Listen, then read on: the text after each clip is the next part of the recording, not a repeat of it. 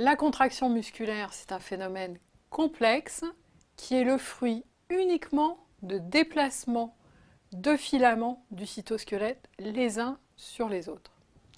Le muscle est constitué de fibres musculaires. Les fibres musculaires elles-mêmes sont constituées de myofibrilles, assemblées les unes avec les autres dans des cellules musculaires.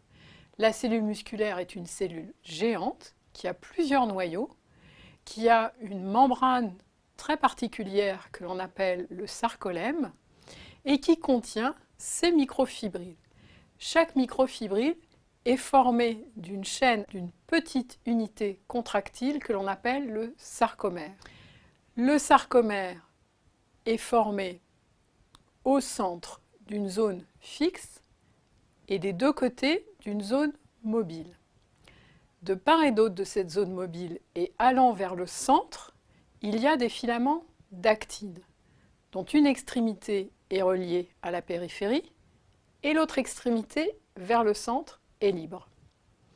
Sur la zone fixe du milieu, il y a des filaments de protéines associés aux filaments d'actine, que l'on appelle des myosines, qui eux sont fixes au milieu et ont leur extrémité vers la périphérie libre.